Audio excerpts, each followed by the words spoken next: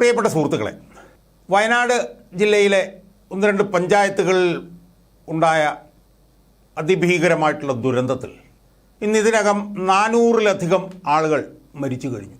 152 മൃതദേഹങ്ങൾ കിട്ടാനുണ്ട് എന്നാണ് കണക്ക്. കണക്ക് കൃത്യമായിരിക്കുമോ എന്നുള്ളത് സംബന്ധിച്ച് നമുക്കറിയില്ല. എന്തായാലും 400-ലധികം ജീവനുകൾ ഈ വയനാട് ദുരന്തത്തിൽ ഇതിനുള്ളിൽ പൊലിഞ്ഞു കഴിഞ്ഞു. ദുരന്തം ജൂലൈ 30-നാണ് ഉണ്ടായത്. തിരച്ചിലുകൾ ഇനിയും തീർന്നിട്ടില്ല, നടന്നുകൊണ്ടിരിക്കുന്നത്. അതിൻ്റെ മറ്റു വിശദാംശങ്ങളിലേക്ക് ഞാൻ പോകുന്നില്ല. എനിക്ക് ഈ വീഡിയോയിലൂടെ പറയാനുള്ളത്, കേരളത്തിൽ അധികാരത്തിലിരിക്കുന്ന പിണറായി സർക്കാർ 2 പ്രധാന ശാസ്ത്രജ്ഞന്മാർ അവർ 2020 കാര്യകാരണ സഹിതം വിശദമായി 2 വർഷം നീണ്ടുനിന്ന പഠനങ്ങളുടെ അടിസ്ഥാനത്തിൽ സർക്കാരിന് സമർപ്പിച്ച പഠന റിപ്പോർട്ട് ഗൗരവമായി എടുക്കാൻ സർക്കാർ തയ്യാറായിരുന്നുവെങ്കിൽ ഈ വയനാട് ദുരന്തത്തിൽ ഒരൊറ്റയാൾ പോലും മരിക്കില്ലായിരുന്നു എന്ന് ആണ് എനിക്ക് പറയാനുള്ളത്. ഒരൊറ്റയാൾ പോലും മരിക്കില്ലായിരുന്നു. ആ 2 ശാസ്ത്രജ്ഞന്മാരുണ്ട്. ആ 2 ശാസ്ത്രജ്ഞന്മാരും ഒരു സ്ഥാപനത്തിലാണ് അവർ ജോലി ചെയ്യുന്നത്, വയനാട്ടിൽ. ആ സ്ഥാപനത്തിൻ്റെ പേര് Hume centre for ecology and wildlife biology എന്നാണ്. അത് വയനാട്ടിൽ പ്രവർത്തിക്കുന്ന സ്ഥാപനമാണ്. ആ സ്ഥാപനം 2020 സർക്കാരിന് സമർപ്പിച്ചു, ദുരന്ത നിവാരണ അതോറിറ്റിക്ക് സമർപ്പിച്ചു, പൊതുമണ്ഡലത്തിനും സമർപ്പിച്ച ആ ശാസ്ത്രീയ പഠനം ഞാനീ പറഞ്ഞ സ്ഥാപനത്തിന് വേണ്ടി തയ്യാറാക്കിയത് അതിൻ്റെ ഡയറക്ടറായിട്ടുള്ള ശ്രീമാൻ CK വിഷ്ണുനാഥും അദ്ദേഹത്തോടൊപ്പം ഈ പഠനം നടത്തിയിട്ടുള്ള സുമ TRുമാണ്. CK വിഷ്ണുനാഥും സുമ TRും. അവരുടെ 2 പേരുടെയും ചിത്രമാണ് ഇപ്പം എൻ്റെ പുറകിൽ സ്ക്രീനിൽ നിങ്ങൾ കാണുന്നത്. അതിൽ ശ്രീമാൻ CK വിഷ്ണുനാഥ് ഈ സ്ഥാപനത്തിൻ്റെ, ഞാൻ നേരത്തെ പറഞ്ഞ Hume centre for ecology and wildlife biology എന്ന സ്ഥാപനത്തിൻ്റെ ഡയറക്ടർ കൂടിയാണ്. അവർ 2020 പ്രസിദ്ധീകരിച്ച ഈ പഠനം ശരിക്ക് പ്രസിദ്ധീകരിക്കുന്നത് ഈ ഹ്യൂം സെൻറ്ററും കേരള ശാസ്ത്ര സാഹിത്യ പരിഷത്തിൻ്റെ വയനാട് ജില്ലാ കമ്മിറ്റിയും കൂടിയാണ്.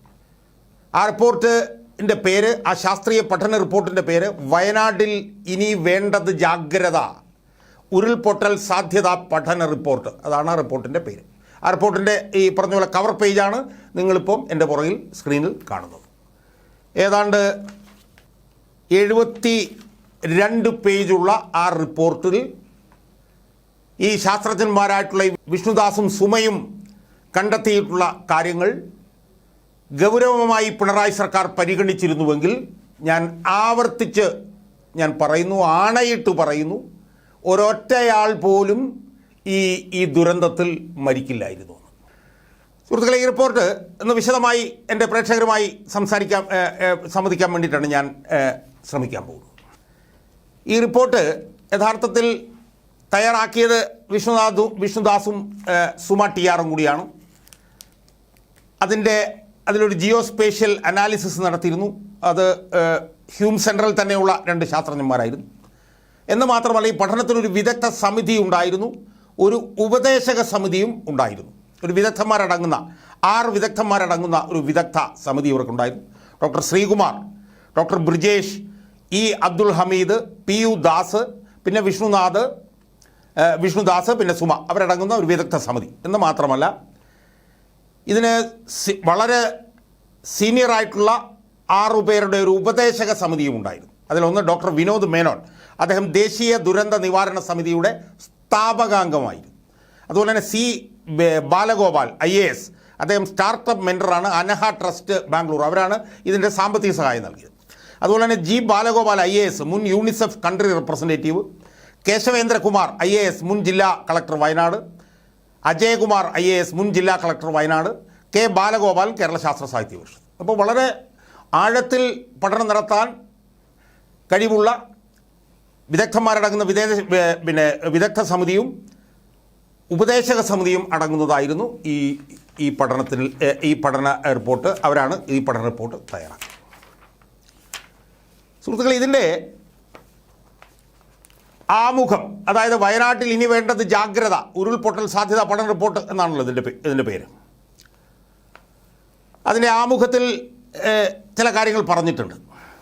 അതിനകത്ത് പറഞ്ഞിരിക്കുന്നത് പശ്ചിമഘട്ട പ്രദേശങ്ങളിലെ ഉരുൾപൊട്ടൽ സാധ്യത അവിടങ്ങളിലെ ജനസംഖ്യയും കൂടി കണക്കിലെടുക്കുമ്പോൾ വലിയൊരു ഭീഷണിയായി നിലനിൽക്കുന്നു എന്ന് പറയുന്നുണ്ട്. എന്ന് മാത്രമല്ല, അതിൽ തുടർന്ന് പറഞ്ഞിരിക്കുന്നത് മുൻവർഷങ്ങളിലെ മഴയും ഉരുൾപൊട്ടലുകളുടെയും വിവരങ്ങളും ഭൂപ്രകൃതിയുടെ ചരിവും മണ്ണിൻ്റെ ഘടനയും നീർച്ചാലുകളുടെ വിന്യാസവും കണക്കിലെടുത്ത് ഉപഗ്രഹ സാങ്കേതികവിദ്യ ഉപയോഗിച്ചുകൊണ്ട് ഒരു പരിധിയിൽ കൂടുതൽ മഴ ലഭിച്ചാൽ ഉരുൾപൊട്ടൽ സാധ്യതയുള്ള പ്രദേശങ്ങളെ പ്രവചിക്കാൻ നമുക്ക് കഴിയും. ഇതാണ് ആമുഖത്തിൽ അവർ തുടക്കത്തിൽ എന്ന് പറഞ്ഞാൽ ഈ പറഞ്ഞ കാര്യങ്ങളെല്ലാം എടുത്ത് പരിശോധിച്ചുകൊണ്ട് നമുക്ക് ഉരുൾപൊട്ടൽ സാധ്യതയുള്ള പ്രദേശങ്ങളെ നമുക്ക്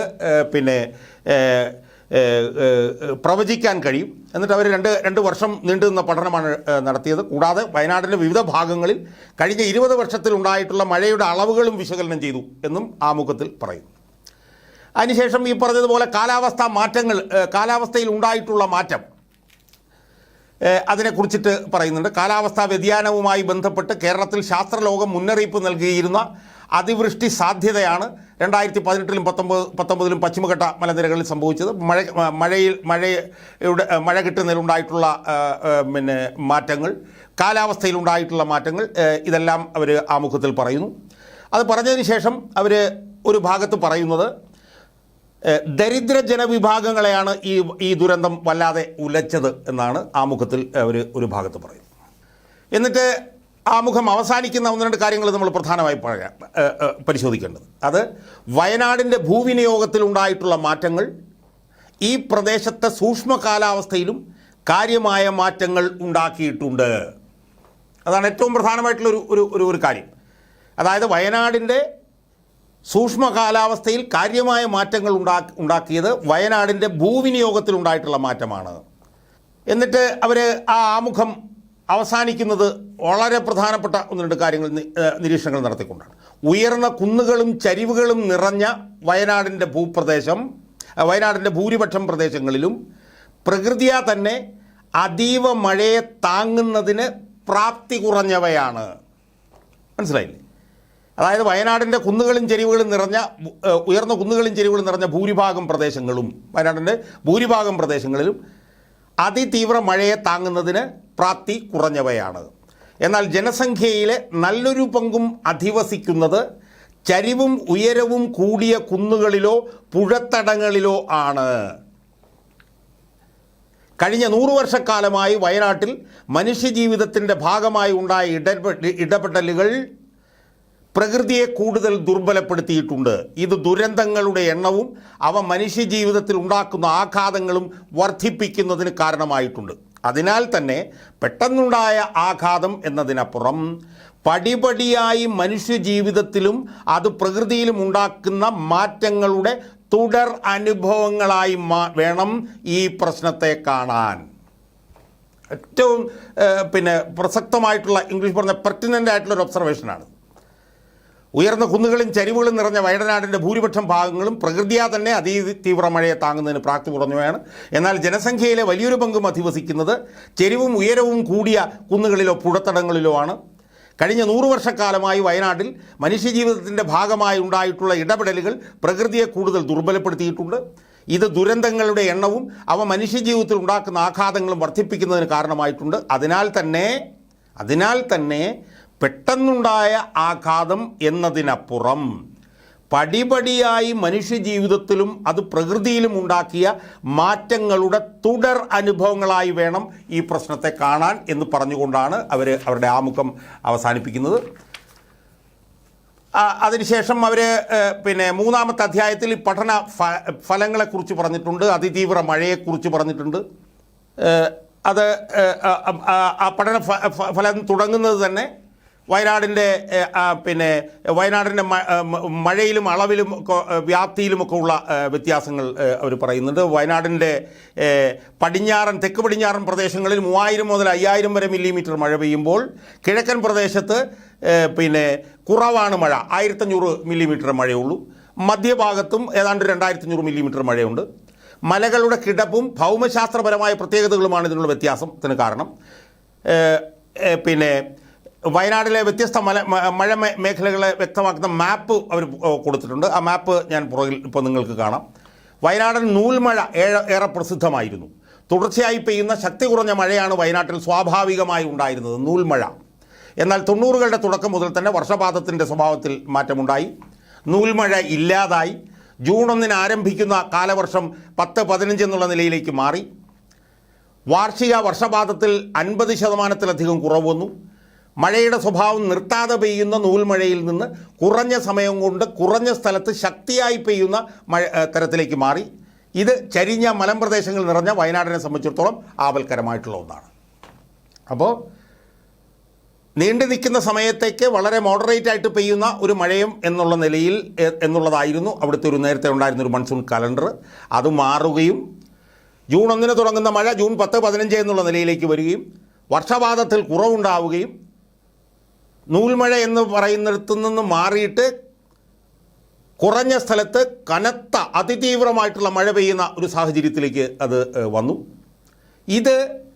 ഈ അതിതീവ്ര മഴ ചെരിഞ്ഞ മലമ്പ്രദേശങ്ങൾ നിറഞ്ഞ വയനാടിനെ സംബന്ധിച്ചിടത്തോളം ആപൽക്കരമാണ്. അതാണ് അവർ പറഞ്ഞിട്ടുള്ളത്. അവിടെ ഈ പറഞ്ഞതുപോലെ വയനാട്ടിൽ 2018-19 24 മണിക്കൂറിൽ അതിതീവ്ര മഴ ലഭിച്ച പ്രദേശങ്ങളുടെ മഴയുടെ അളവ്, അതാണ് 16ാമത്തെ പേജിൽ കാണിച്ചിരിക്കുന്ന ആ ഒരു ടേബിൾ, അതാണ് എൻ്റെ പുറകിൽ കാണിക്കുന്നത്. കൽപ്പറ്റയിൽ അതായത് ഏതാണ്ട് പുത്തുമലയിൽ 550 മില്ലിമീറ്റർ മഴ ലഭിച്ചിട്ടുണ്ട്. ബാക്കി എല്ലായിടത്തും 300-ൽ കൂടുതലാണ് മഴ ലഭിക്കുന്നത്. അത് വെച്ചാൽ അത് വളരെ അതിതീവ്രമാണ് ആയിട്ടുള്ള മഴയാണ്. 100 മില്ലിമീറ്ററിലൊക്കെ കൂടിയാൽ തന്നെ തീവ്രം എന്നാണ് പറയുന്നത്. 300 മുതൽ 500 വരെ മില്ലിമീറ്റർ മഴയാണ് ഈ പറഞ്ഞതുപോലെ വയനാട്ടിൽ 18-ലും 2018-ലും 19-ലും പെയ്തിട്ടുള്ളത്. അതിൻ്റെ വിശദാംശങ്ങൾ അവിടെ അവർ കൊടുത്തിട്ടുണ്ട്. 17ാമത്തെ പേജിൽ നിർണായകമായിട്ടുള്ള ഒരു നിരീക്ഷണം ഈ പഠനം നടത്തുന്നുണ്ട്.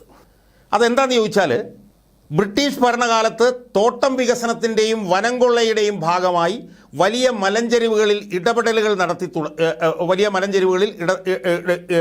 നടത്തി തുടങ്ങി ബ്രിട്ടീഷ് കാലത്ത്. അതിൻ്റെ ഭാഗമായി കൊണ്ടുവന്ന് താമസിപ്പിച്ച തൊഴിലാളികളും അവരുടെ പിന്തുടർച്ചാവകാശക്കാരുമാണ് ഈ അപകട സാധ്യതാ പ്രദേശങ്ങളിലെ താമസക്കാരിൽ ഭൂരിപക്ഷവും.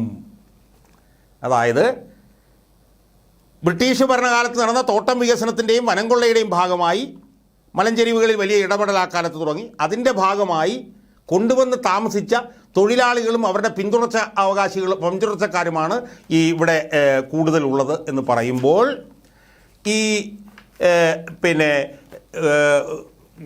ദുരന്തത്തിൽ മരിച്ചവരിൽ ബഹുഭൂരിപക്ഷം പേരും പാവപ്പെട്ടവരായിരുന്നു എന്നുള്ളത് വരുന്നു. വേറൊരു സ്ഥലത്ത് പറയുന്നത് ഈ പ്രളയത്തിൽ വെള്ളം കയറിയ 86% വീടുകളും കർഷകത്തൊഴിലാളികളുടെയും ആദിവാസികളുമായിരുന്നു. അപ്പം അത് പാവപ്പെട്ടവരാണ് ഇതിൽ കൂടുതൽ അതിൻ്റെ ദുരന്തം അനുഭവിക്കുന്നത് എന്നുള്ളതാണ് ആ ഭാഗത്ത് അവർ പറയുന്നത്. പിന്നീട് ഒരു ഭാഗത്ത് പറയുന്ന പ്രധാനപ്പെട്ട ഒരു നിരീക്ഷണമുണ്ട്. ആ നിരീക്ഷണം പറയുന്നത് 2018-ലും 2019-ലെയും പ്രകൃതി ദുരന്തങ്ങളിൽ ഏറ്റവും വലിയ സ്വാധീന ശക്തിയായി പ്രവർത്തിച്ചത് ഭൂമിയുടെ തരം മാറ്റലാണ് എന്നുള്ളതാണ്. 2018-ലെയും 2019-ലെയും പ്രകൃതി ദുരന്തങ്ങളിൽ ഏറ്റവും വലിയ സ്വാധീന ശക്തിയായി പ്രവർത്തിച്ചത് ഭൂമിയുടെ തരം മാറ്റലാണ്. ഒന്നാമത്തെ ഘടകം അതാണ്. രണ്ടാമത്തെ ഘടകം റോഡ് നെറ്റ്വർക്കുകളാണ്. മൂന്നാമത്തെ ഘടകം മഴയുടെ അളവും. നാലാമത്തെ ഘടകം നീർച്ചാലുകളുടെ സാന്ദ്രതയും. അഞ്ചാമത്തെ ഘടകം ഭൂമിയുടെ ചെരിവുമാണ് എന്നുള്ളതാണ്. അപ്പം പ്രകൃതി ദുരന്തങ്ങളിൽ ഒന്നാം സ്ഥാനം എന്താണ്? ഭൂമിയുടെ തരം മാറ്റൽ. രണ്ടാം സ്ഥാനം റോഡ് നെറ്റ്വർക്ക്. മൂന്നാമത്തെ ഘടകം മഴയുടെ അളവും. നാലാമത്തെ ഘടകം നീർച്ചാലുകളുടെ സാധ്യതയുമാണ്. ഇതാണ് ആ ഭാഗത്ത് പറയുന്നത്. അതിനുശേഷം പറയുന്ന പ്രധാനപ്പെട്ട നിഗമനമുണ്ട്. അതെന്താണ്? 2018-ൽ ഏറ്റവും കൂടുതൽ ഉരുൾപൊട്ടലുകളും മണ്ണിടിച്ചിലുകളും ഉണ്ടായ പ്രദേശമായ വൈത്തിരിയിൽ 41% വീടുകൾക്ക് സമീപമാണ് ഉരുൾപൊട്ടലുകളും മണ്ണിടിച്ചിലും ഉണ്ടായത്. ഇത് കൂടാതെ വാണിജ്യാവശ്യത്തിന് വേണ്ടി നിർമ്മിച്ച കെട്ടിടങ്ങൾക്ക് സമീപമാണ് 17% ദുരന്തങ്ങളും ഉണ്ടായത്. 29% മണ്ണിടിച്ചിലും ഉണ്ടായത് റോഡുകൾക്ക് വേണ്ടി കുന്നിടിച്ചു മാറ്റിയ പ്രദേശങ്ങളിലാണ്. ഈ വിവരങ്ങൾ സൂചിപ്പിക്കുന്നത് ഭൂമിയുടെ സ്വാഭാവികമായിട്ടുള്ള ചരിവുകളും അവിടുത്തെ സസ്യാവരണത്തെയും നീർച്ചാലുകളെയും വൻതോതിൽ മാറ്റം വരുത്തിയ ഇടങ്ങളിലാണ് വ്യാപകമായ മണ്ണിടിച്ചിൽ ഉണ്ടായത് എന്നാണ്. ഈ വിവരങ്ങൾ സൂചിപ്പിക്കുന്നത് ഭൂമിയുടെ സ്വാഭാവികമായ ചെരിവുകളെയും അവിടുത്തെ സസ്യാവരണത്തെയും നീർച്ചാലുകളെയും വൻതോതിൽ മാറ്റം വരുത്തിയ ഇടങ്ങളിലാണ് വ്യാപകമായ മണ്ണിടിച്ചിലുണ്ടായത് എന്നുള്ള വളരെ നിർണായകമായിട്ടുള്ള നിരീക്ഷണമാണ് അവർ 21-ാമത്തെ പേജിൽ അവർ നടത്തിയിട്ടുള്ളത്. പിന്നീട് പുത്തുമലയെക്കുറിച്ചിട്ട് പറയുന്നുണ്ട്. ഭൂമി നിരങ്ങി നീങ്ങൽ, ലാൻഡ് സബ്സിഡൻസ്, അതിനെക്കുറിച്ചിട്ട് അവർ പറയുന്നുണ്ട്. സുഹൃത്തുക്കളെ, അതിനുശേഷം 29-ാം പേജിൽ ഉരുൾപൊട്ടൽ മണ്ണിടിച്ചിൽ സാധ്യതാ പ്രദേശം എന്ന് പറഞ്ഞിട്ട് ഒരു ഭാഗം പറയുന്നുണ്ട്. ആ ഭാഗത്ത് പറയുന്ന ഏറ്റവും നിർണായകമായിട്ടുള്ള നിരീക്ഷണം എന്താണെന്നറിയാമോ? വയനാടിൻ്റെ ഭൂവിസ്തൃതിയിൽ 21%, അതായത് 449 ചതുരശ്ര കിലോമീറ്റർ, അതായത് 2000 ചതുരശ്ര കിലോമീറ്ററാണ് വയനാടിൻ്റെ വിസ്തൃതി. അതിൽ 21%, അതായത് 449 ചതുരശ്ര കിലോമീറ്റർ അതിതീവ്ര മേഖലയിൽ പെടുമ്പോൾ 49% പ്രദേശങ്ങളും, അതായത് 1043 ചതുരശ്ര കിലോമീറ്റർ മിതസാധ്യതാ പ്രദേശമാണ്. എന്ന് പറഞ്ഞാൽ വയനാടിൻ്റെ മൊത്തം ഭൂവിസ്തൃതിയായിട്ടുള്ള 2000 ചില്ലുവാനം ചതുരശ്ര കിലോമീറ്ററിൽ ഏതാണ്ട് 1500 ചില്ലാനം ചതുരശ്ര കിലോമീറ്റർ സ്ഥലവും ഒന്നുകിൽ അതിതീവ്ര മേഖല അല്ലെങ്കിൽ മിതസാധ്യതാ മേഖല. ഇതാണ് ഈ റിപ്പോർട്ടിൻ്റെ ഏറ്റവും പ്രധാനപ്പെട്ട ഒരു കണ്ടുപിടുത്തം. 30% പ്രദേശങ്ങൾ, അതായത് 640 ചതുരശ്ര കിലോമീറ്റർ കുറഞ്ഞ സാധ്യതാ മേഖലയിലുമാണ് ഉള്ളത്. സുഹൃത്തുക്കളെ, അതിൽ 31 പേജ് മുതൽ ഒരു 40, 42, 43 പേജ് വരെ ഓരോ പഞ്ചായത്തിലെയും അതിസാധ്യതാ പ്രദേശങ്ങൾ, മിതസാധ്യതാ പ്രദേശങ്ങൾ, കുറഞ്ഞ സാധ്യതാ പ്രദേശങ്ങൾ ഇങ്ങനെ അടയാളപ്പെടുത്തിയിരിക്കുകയാണ്. അതായത് അതിസാധ്യതാ പ്രദേശങ്ങളിലെ ചുവപ്പായിട്ടും മിതസാധ്യതാ പ്രദേശങ്ങൾ മഞ്ഞയായിട്ടും കുറഞ്ഞ സാധ്യതാ പ്രദേശങ്ങൾ പച്ചയായിട്ടും കാണിച്ചിരിക്കുകയാണ്. അതാണ് എൻ്റെ പുറകിൽ സ്ക്രീനിൽ നിങ്ങളിപ്പോൾ കാണുന്നത്. മാനന്തവാടി പഞ്ചായത്ത്, മാനന്തവാടി മുനിസിപ്പാലിറ്റിയിലെ ഉരുൾപൊട്ടൽ സാധ്യത പ്രദേശങ്ങൾ എടുത്ത് നോക്കൂ. അതിൻ്റെ മുകൾ ഭാഗത്ത് കാണുന്ന ആ ചുമന്ന പ്രദേശമുണ്ടല്ലോ, ആ ചുമന്ന പ്രദേശം അതി ഉരുൾപൊട്ടൽ സാധ്യതാ പ്രദേശമാണ് ആ മാനന്തവാടി പഞ്ചായത്തിൻ്റെ മുകൾ ഭാഗമായിട്ട് നമ്മൾ കാണുന്നത്. അതുപോലെ തന്നെ സുൽത്താൻ ബത്തേരി പഞ്ചായത്ത്, അതിലും ആ ചുവന്ന ഭാഗങ്ങൾ നോക്കൂ, അതെല്ലാം അതിസാധ്യതാ പ്രദേശമാണ്. തവിഞ്ഞാൽ പഞ്ചായത്തിൽ നോക്കൂ, തമിഴ്നാട് പഞ്ചായത്തിലൊക്കെ വലിയ തോതിൽ ഉരുൾപൊട്ടൽ സാധ്യതാ പ്രദേശങ്ങൾ ഉണ്ട്, അതിസാധ്യതാ പ്രദേശം. തോണ്ടർനാട് പഞ്ചായത്തിലെയും ആ ചുവന്ന ഭാഗങ്ങൾ നമ്മളൊന്ന് നോക്കിയാൽ നമുക്ക് അവിടുത്തെ ഉരുൾപൊട്ടൽ സാധ്യത എന്താണ് എന്നുള്ളത് നമുക്ക് മനസ്സിലാവും. അതുപോലെ തന്നെ മേപ്പാടി പഞ്ചായത്തിലാണ് ഇപ്പോൾ നടന്നിട്ടുള്ളത്. അതിൻ്റെ ആ താഴ്ഭാഗങ്ങൾ മുഴുവൻ ചുവന്ന ഇതാ കാണിച്ചിരിക്കുന്നു. അതുപോലെ തന്നെ മൂപ്പനാട് പഞ്ചായത്തിൻ്റെയും ആ താഴ്ഭാഗത്ത് ആ ചുവന്ന ഭാഗങ്ങൾ നമ്മൾ നോക്കൂ, അതെല്ലാം തീവ്രമായിട്ടുള്ള ഉരുൾപൊട്ടൽ സാധ്യതയുള്ള പ്രദേശങ്ങളാണ്. തരിയോട് പഞ്ചായത്തിലെ ഭാഗങ്ങൾ നമ്മൾ നോക്കൂ. അതുപോലെ തന്നെ ഇടവക പഞ്ചായത്തിലെ ചുവന്ന ഭാഗങ്ങൾ. അപ്പോൾ അതുപോലെ തന്നെ പടിഞ്ഞാറത്തറ പഞ്ചായത്തിലൊക്കെ വലിയ ഉരുൾപൊട്ടൽ സാധ്യത, നൂൽപ്പുഴ പഞ്ചായത്തിലെ ഉരുൾപൊട്ടൽ സാധ്യതാ പ്രദേശം, അതൊക്കെ ഇതിനകത്തുനിന്ന് ആ പടത്തിൽ നിന്ന് വളരെ വ്യക്തമായി നമുക്ക് കാണാം. വൈത്തിരി പഞ്ചായത്തിലും വലിയ ഉരുൾപൊട്ടൽ സാധ്യതാ പ്രദേശം കാണുന്നു. തിരുനെല്ലി പഞ്ചായത്തിലെയും ഉരുൾപൊട്ടൽ സാധ്യതാ പ്രദേശങ്ങൾ നമുക്ക് അതിൽ നിന്ന് കാണാൻ കഴിയും. വളരെ കൃത്യമായി എല്ലാ പഞ്ചായത്തിലെയും ഉരുൾപൊട്ടൽ സാധ്യതാ പ്രദേശങ്ങളെ അതിസാധ്യതാ പ്രദേശങ്ങൾ, മിതസാധ്യതാ പ്രദേശങ്ങൾ, കുറഞ്ഞ സാധ്യതാ പ്രദേശങ്ങൾ എന്നുള്ള നിലയിൽ അവർ വേർതിരിച്ചിരിക്കുകയാണ്. സുഹൃത്തുക്കളെ, ഇനി നമ്മൾ കാണേണ്ടത് 2 കാര്യങ്ങൾ കൂടി അവർ വളരെ കൃത്യമായി പറയുന്നുണ്ട്. അത് നിർമ്മാണ മേഖലയുമായി ബന്ധപ്പെട്ടും ടൂറിസം മേഖലയുമായി ബന്ധപ്പെട്ടുമാണ് അവർ 2 കാര്യങ്ങൾ കൂടി അവർ പറയുന്നത്. മണ്ണിടിച്ചിലുകൾ, അതായത് 50-ാം പേജിൽ പറയുകയാണ് നിർമ്മാണ മേഖല, മണ്ണിടിച്ചിലുകൾ 90% ഏതെങ്കിലും തരത്തിലുള്ള നിർമ്മാണങ്ങൾക്ക് സമീപമാണ് സംഭവിച്ചിട്ടുള്ളത്. ഇത് പ്രധാനമായി റോഡ് നിർമ്മാണം, വീടുകളുടെ നിർമ്മാണം, മറ്റു വാണിജ്യ കെട്ടിടങ്ങളുടെ നിർമ്മാണം, പൊതുകെട്ടിടങ്ങളുടെ നിർമ്മാണം എന്നിവയാണ്. റോഡുകൾ വിപുലീകരിക്കുന്നതിൻ്റെ ഭാഗമായി കഴിഞ്ഞ 2 ദശകങ്ങളിൽ വൻതോതിൽ കുന്നുകൾ ഇടിച്ചു നിരത്തിയിട്ടുണ്ട്. വീടുകളുടെയും റോഡുകളുടെയും എണ്ണം കൂടിയപ്പോൾ ഏതാണ്ട് എല്ലാ കുന്നുകളിലും മലകളിലും റോഡുകൾ എത്തി. പ്രാദേശിക റോഡുകൾ ഭൂരിപക്ഷവും വയലുകളെ മണ്ണിട്ടു നികത്തിയും കുന്നുകളിലേക്ക് കുത്തനെ കയറുന്നവയുമാണ്. വെള്ളത്തിൻ്റെയും മണ്ണിൻ്റെയും ബലത്തെ, ചെരിവുകളുടെ സന്തുലിതാവസ്ഥയും തീരെ പരിഗണിക്കാതെയാണ് ഇത്തരം റോഡുകൾ പലതും നിർമ്മിച്ചിരിക്കുന്നത്. പലതവണ നീരുറവുകളെ മുറിക്കുകയും തടസ്സപ്പെടുത്തുകയും ചെയ്യുന്നവയാണിവ. വേനൽക്കാലത്തും മഴക്കാലത്തും വെള്ളത്തിൻ്റെ ഒഴുക്കിലുണ്ടാകുന്ന വ്യത്യാസം മനസ്സിലാക്കാത്ത എഞ്ചിനീയറിംഗ് വൈദഗ്ധ്യമാണ് ഇവിടെ പ്രശ്നമാകുന്നത്. പ്ലോട്ടുകളായി മുറിക്കപ്പെട്ട് ജനവാസ കേന്ദ്രങ്ങളായി മാറിയ കുന്നുകളിലുള്ള വീടുകളുടെ നിർമ്മാണത്തിലും ഇതേ പ്രശ്നമാണ് നിലനിൽക്കുന്നത്. ചരിവുകളെ നിരപ്പാക്കി നിർമ്മിക്കുന്ന കൂറ്റൻ വീടുകൾ അവയ്ക്ക് തന്നെയും പരിസരത്ത് മുകളിലുമുള്ള ചെറു വീടുകൾക്കും കൃഷിസ്ഥലങ്ങൾക്കും ഭീഷണിയായി നിൽക്കുകയാണ്. ജില്ലയിലെ ഏതാണ്ട് എല്ലാ പ്രദേശങ്ങളിലും അപകടകരമാം വിധം മണ്ണിടിച്ചിൽ ഉണ്ടായ നിർമ്മാണങ്ങൾ നടന്ന മണ്ണിടിച്ചിലുണ്ടായ ഇടങ്ങൾ ഇത്തരത്തിൽ അശാസ്ത്രീയമായ നിർമ്മാണം നടന്ന സ്ഥലങ്ങളാണ് എന്ന് പഠനഫലം പറയുന്നു. അപ്പോൾ ഇതാണ് നിർമ്മാണ മേഖലയുമായി. ഇനി ടൂറിസം മേഖലയെക്കുറിച്ചിട്ട് പറയുന്നുണ്ട്. വയനാടിൻ്റെ ഈ പറഞ്ഞ പോലെ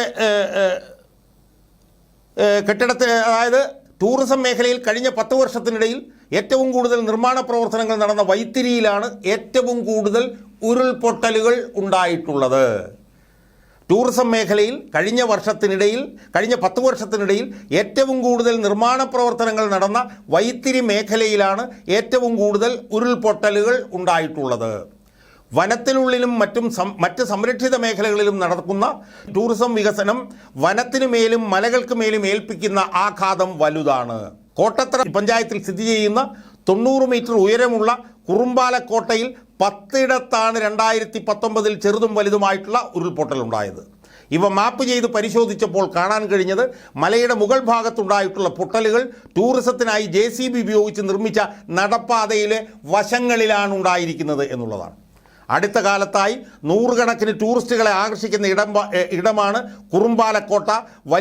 വലിയ മലകളായ ബ്രഹ്മഗിരി, ചെമ്പ്ര മലനിരകൾ എന്നിവയിലും സഞ്ചാരികളുടെ നടപ്പാതകൾ ഗള്ളികളായി രൂപാന്തരപ്പെട്ടതായി കാണാനിടയായി. ഇത്തരം ഗള്ളികൾ പിന്നീട് വലിയ ഉരുൾപൊട്ടലുകൾക്ക് കാരണമാകാം.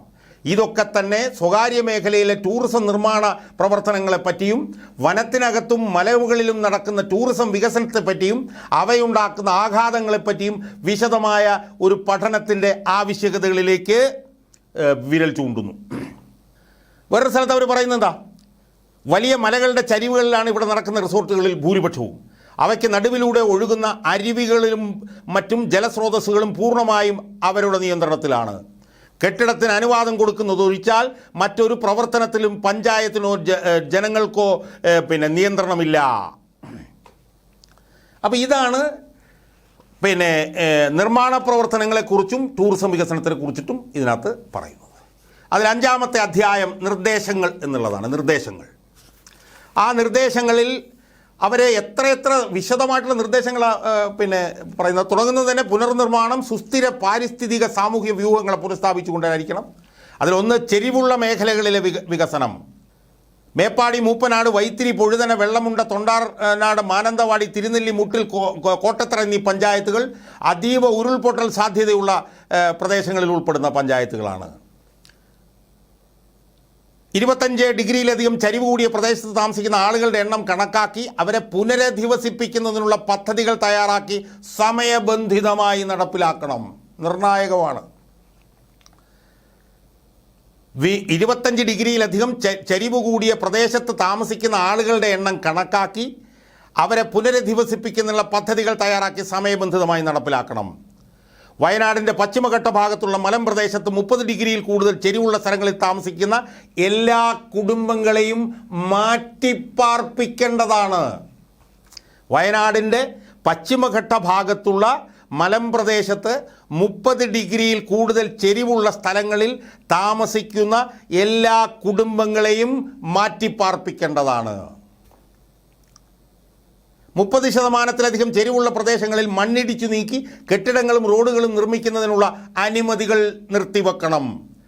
മലഞ്ചെരിവുകളിലെ നീർച്ചാലുകളുള്ള സ്ഥലങ്ങളിൽ ഒരു കാരണവശാലും വീടോ മറ്റ് കെട്ടിടങ്ങളോ നിർമ്മിക്കാൻ അനുമതി നൽകാൻ പാടില്ല. 25 ഡിഗ്രിയിൽ കൂടുതൽ ചെരിവുള്ള പ്രദേശങ്ങളിൽ സ്വാഭാവിക നീർച്ചാലുകൾ പൂർണ്ണമായും മാപ്പ് ചെയ്ത് നഷ്ടപ്പെട്ടവ പുനരുദ്ധരിക്കാൻ സാധ്യമല്ലെങ്കിൽ അങ്ങനെ ചെയ്യേണ്ടതാണ്. തുടർന്ന് നീർച്ചാലുകളെ ഇല്ലാതാക്കിക്കൊണ്ടുള്ള എല്ലാ നിർമ്മാണങ്ങളും കാർഷിക പ്രവർത്തനങ്ങളും നിരോധിക്കേണ്ടതാണ്. അടുത്ത ഹെഡിങ് എന്ന് പറഞ്ഞാൽ പുഴയും നീർത്തടങ്ങളും പ്രളയത്തടങ്ങളുടെ പരിപാലനം, അതുപോലെ തന്നെ കൃഷി, വനപരിപാലനം. ഇപ്പോൾ ടൂറിസത്തിൽ എന്താ പറയുന്നത്? പരിസ്ഥിതി ലോല പ്രദേശങ്ങളിലെ നിർമ്മാണ പ്രവർത്തനങ്ങൾ പൂർണ്ണമായും നിരോധിക്കണം. മറ്റ് പ്രദേശങ്ങളിലെ നിർമ്മാണങ്ങൾ വയനാട് ടൂറിസം എന്ന പേരിൽ വികസിപ്പിച്ചെടുത്ത മാനദണ്ഡങ്ങൾക്ക് അകത്തായിരിക്കണം. വലിയ മലകളിലെയും വനത്തിലെയും ടൂറിസം നിയന്ത്രണ വിധേയമാക്കണം. കാർഷിക മേഖലയ്ക്ക് താങ്ങാവുന്ന ടൂറിസം, ഫാം ടൂറിസം വികസിപ്പിക്കണം. അതുപോലെ തന്നെ പൊതുനിർദ്ദേശങ്ങൾ, നയനിർദ്ദേശങ്ങൾ ഉൾപ്പെടെ വിശദമായിട്ടുള്ള നിർദ്ദേശങ്ങളാണ് ഈ ശാസ്ത്രീയ പഠനം സർക്കാരിന് മുമ്പിൽ 2020 വെച്ചത്. സുഹൃത്തുക്കളെ, ഇങ്ങനെ ഒരു റിപ്പോർട്ട് ഒരു ശാസ്ത്ര സ്ഥാപനം നടത്തി അത് 2020 തന്നെ സർക്കാരിന് സമർപ്പിച്ചിട്ടും ഈ റിപ്പോർട്ടിൽ പറഞ്ഞിരിക്കുന്ന കാര്യങ്ങൾ നടപ്പിലാക്കാൻ ഒരു ചെറുവിരലെങ്കിലും ഈ സർക്കാരിന് അനക്കാൻ കഴിഞ്ഞു. സുഹൃത്തുക്കളെ, ഒരു ചെറുവിരലെങ്കിലും. ഇതിൽ കൂടുതൽ ശാസ്ത്രീയമായി, വസ്തുനിഷ്ഠമായി, അർത്ഥശങ്കയ്ക്കിടയില്ലാത്ത വിധം ഒരു പഠനം എവിടെ നടക്കും സുഹൃത്തുക്കളെ?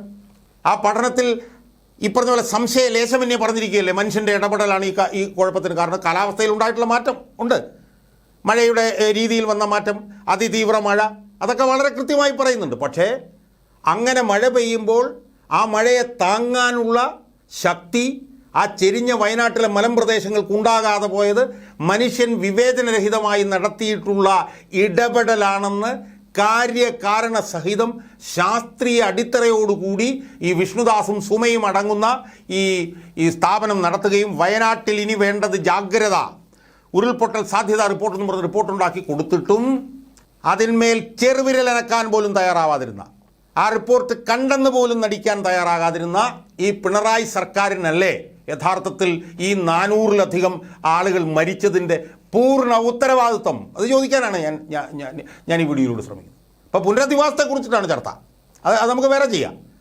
പക്ഷേ ഈ റിപ്പോർട്ട് വിശദമായി കൃത്യമായി കണ്ട് ഈ റിപ്പോർട്ടിൽ പറഞ്ഞിരിക്കുന്ന കാര്യങ്ങൾ നടപ്പിലാക്കിയിരുന്നുവെങ്കിൽ ഒരാൾ മരിക്കുമായിരുന്നു സുഹൃത്തുക്കളെ. 2 കാര്യങ്ങൾ മാത്രം. ഒന്ന്, 6-7 പഞ്ചായത്തുകൾ അതീവ ഉരുൾപൊട്ടൽ സാധ്യതാ പ്രദേശങ്ങളിൽ പെടുന്നവരാണ്. 25 ഡിഗ്രിയിലധികം ചരിവ് കൂടിയ പ്രദേശത്ത് താമസിക്കുന്ന ആളുകളുടെ എണ്ണം കണക്കാക്കി അവരെ പുനരധിവസിപ്പിക്കുന്നതിനുള്ള പദ്ധതികൾ സമയബന്ധിതമായി നടപ്പിലാക്കണം. റിപ്പോർട്ട് പറഞ്ഞിരിക്കുകയാണ്. ചെയ്തോ? വയനാടിൻ്റെ പശ്ചിമഘട്ട ഭാഗത്തുള്ള മലമ്പ്രദേശത്ത് 30 ഡിഗ്രിയിൽ കൂടുതൽ ചെരിവുള്ള സ്ഥലങ്ങളിൽ താമസിക്കുന്ന എല്ലാ കുടുംബങ്ങളെയും മാറ്റിപ്പാർപ്പിക്കണം എന്ന് ഈ ശാസ്ത്രീയമായി നടത്തിയിട്ടുള്ള പഠനം 2020 ഗവൺമെൻറ്റിന് റിപ്പോർട്ട് നൽകിയിട്ടും എന്തെങ്കിലും ചെയ്തോ സുഹൃത്തുക്കളെ? എന്തെങ്കിലും ചെറുവിരൽ അനക്കിയോ? കണ്ടെന്ന് നടിച്ചോ? നടിച്ചില്ല. അങ്ങനെ നടിക്കാതിരുന്നതിൻ്റെ പ്രത്യാഘാതം ഒന്നുകൊണ്ട് മാത്രമല്ലേ ഈ 400 ജീവനുകൾ വയനാട്ടിൽ പൊലിഞ്ഞു പോയത്? അല്ലേ? ആ ചോദ്യം കേരളത്തിലെ മുഴുവൻ ജനങ്ങളുടെയും മനസ്സിനെ മഥിക്കേണ്ടതാണ് എന്ന് മാത്രമേ ഞാൻ ഈ വീഡിയോയിൽ അവസാനമായി പറഞ്ഞു വെക്കുന്നുള്ളൂ.